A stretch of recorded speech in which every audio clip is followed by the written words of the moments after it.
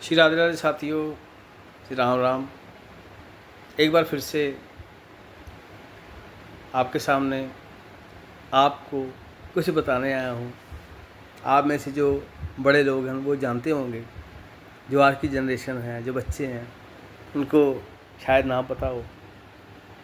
तो बहुत पुरानी बात है कि तुलसीदास जी एक बार एकांत में जंगल में बैठे हुए थे और अपने ईश राम जी का जाप कर रहे थे। तभी मन में ये विचार आया कि अरे, मैं तो कहीं घूमने गया ही नहीं। घूमने का मतलब किसी तीर्थ यात्रा पे भी गया ही नहीं। तो मैं ऐसा करता हूँ, तो मैं स्वामी जगन्नाथ जी को देख के आता हूँ। मंदिर में जाता हूँ, तो वो भी तो मेरे राम जी हैं, तो वहाँ भी जाता हूँ। कोई बात नहीं, बस अपना गठरी पकड़ी, राम राम करते चले गए। जैसे ही वो शहर में एंटर हुए, देखा दुनिया बहुत जा रही है, तरह तरह के व्यंजन, तरह तरह के सामान लेके जा रही है। वो भी अपनी बारी का इंतज़ार करते हुए लाइन में लग गए। तो जैसे ही वो अंदर गए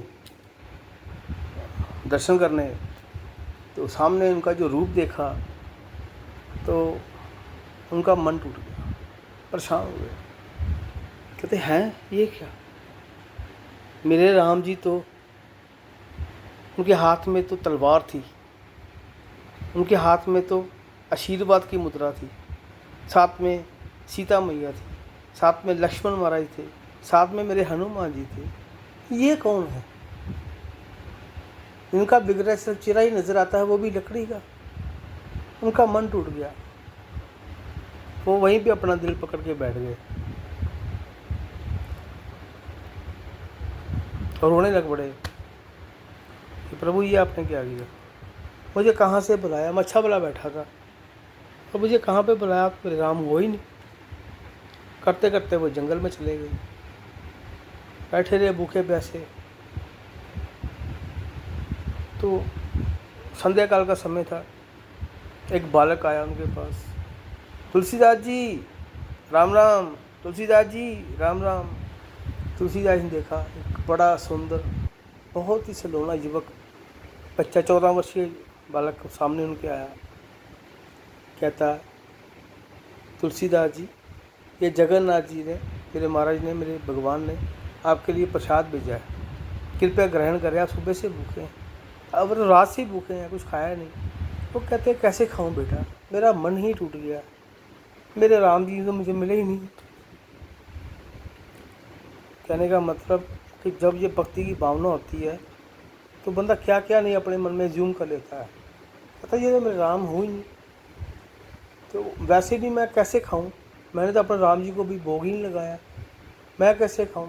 कैसे मेरे दोने वाले मेरे गले के अंदर उतरेंगे? तो वो बालक ने बोला, ये देखो जगन्नाथ जी ने प्रसाद भेजा आपको, आप ये उनको ग्रहण कराओ। कहते नहीं, मैं कैसे कर सकता हूँ?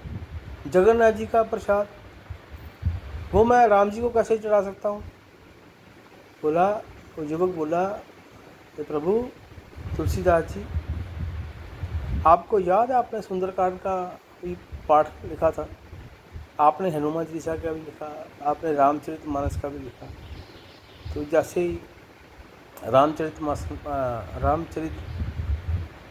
जो आपका अध्याय है, उसी पर्टिकुलर अध्याय का नाम लिया, कहते उसमें ये संख्या में ये श्लोक लिखा हुआ है कि राम के तो कितने ही नाम, राम के तो कितने ही रूप हैं। तो फिर आपने ऐसा क्यों किया, ऐसा क्यों कर रहे हैं?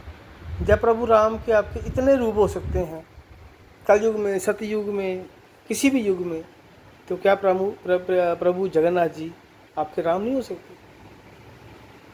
वो ये बात सुनकर तुलसीदास जी का चेहरा पीला पड़ गया, वो रोने शुरू हो गए।